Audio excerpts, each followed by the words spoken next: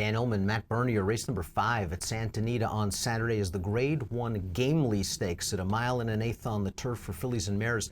Let's take a peek at this small but extremely select field because you have one of the most popular horses in training, shipping west for trainer Chad Brown, and that's the number 6, Keeneland graduate Lady Eli, who ran really well, I thought, in her seasonal debut, the Jenny Wiley. I know a lot of folks were disappointed that she dropped that head decision, but I thought as a starting off point, it was all well and good. I agree 100%. I feel like a lot of people were a little bit unkind to her. You know, this is a filly that all she's done is gone out and hit the board in all 10 of her starts and been in the exact in all 10 of her starts.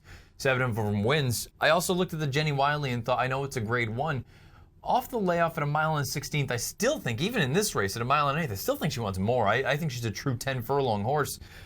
She's a major player here. She's run really well at Santa Anita in the past. I won't be surprised if she wins. I don't want her at a short price. No, and she will be a short-priced favorite in this race. She's obviously the horse to beat for all the reasons Matt mentioned. We're not telling you anything you don't already know. You know Lady Eli, and you know she's good. She's never been worse than second from 10 lifetime starts. Maybe the pace gets her beat. Yes. Let's take a look at the Timeform U.S. pace projector for this year's Gamely Stakes, and you see that Lady Eli is sitting along in 3rd position in our pace projector. Avenge, the pace setter in the Breeders' Cup filly and mare turf last year, is on the engine. And boy, this horse got really good last year. I think there's a case to be made. I'm sure some people would disagree. I think there's a case to be made that she ran the best race in the Breeders' Cup filly and mare turf. She was out there on the front end. She set legitimate fractions, and she was only beaten by a length. Lady Eli got her, as well as Queen's Trust, who was ultimately the winner in there.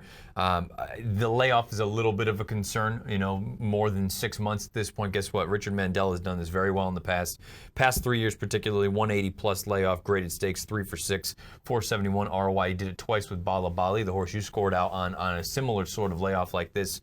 I think you send right to the front and say goodnight, Irene. I agree with you about the filly and mare turf. I mean, she had to work very, very hard the first half mile of the race because if you recall, Catch a Glimpse just kept hounding her down towards the inside. And I wonder if Flavian had to use Avenge a little bit just to get to the lead, get to the rail, and clear off after 6 furlongs. She had a clear lead at the 3/16 pole, and as you mentioned, it took 2 good ones to run her down. She's going to go show fresh speed, and I agree with that pace projector. She's going to be out there on the lead. The number 2 September Stars is a little bit light from a Beyer speed figure standpoint, but folks, when you watch her 2 races in North America, you can tell that she's a stakes horse. I like this filly a lot. I think the problem is this is such a salty situation, whether it's pace or whether it's just overall quality. You can tell. She's not the easiest horse to ride. Gary Stevens has had his hand full in both races. She's keen early on, tries to get her to switch off. Her most recent race, I mean, it was an odd run. I thought that she was so much the best. She was geared down when she was, 2 lengths behind at the 8th pole. She was geared down and still won by a neck.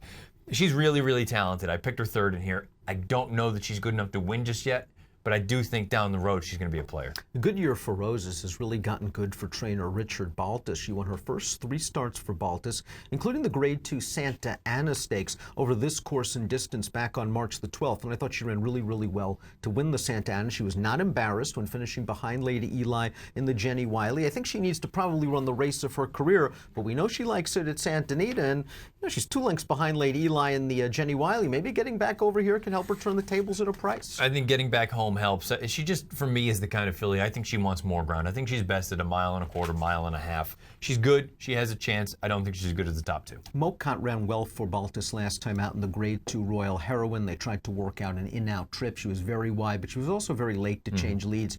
And if you get beat by Hill House High, who's a nice filly, but Hill House High is not a Grade 1 type filly, Mocott's really got to improve. She needs a faster than expected pace. She cooked home when she finally did change leads, but I agree. I don't like how late she was to change leads. I'm against it. And while I like Pretty Girl as a horse, I thought she ran okay in the Santa Ana 2 starts back. I was a little bit disappointed by her effort behind Hill House High last time out in the Royal Heroine. She's another one. She needs to run a career best. She's lightly raced. It's possible we haven't seen her best. I'd be curious to see them stretch her out. I know you don't like those Harlan's Holidays on the stretch, but I wonder if she actually wants to go 1.25 miles. Yeah, entirely possible. I just look at a race like this right now and say she's just not good enough. Let's take a look at our top selections for the Grade 1 Gamely. Matt's going to try to take them wire to window with the number 1 Avenge. Listen, she's pretty good. She doesn't need much of an advantage. Maybe if Lady Eli's a little bit rusty or if she has seen better days, Avenge can steal it. I suppose the only concern is the layoff. Quality, I think she is right there.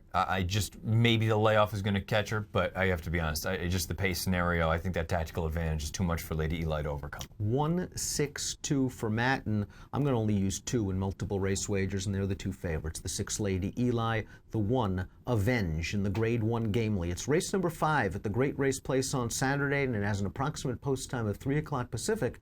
Best of luck.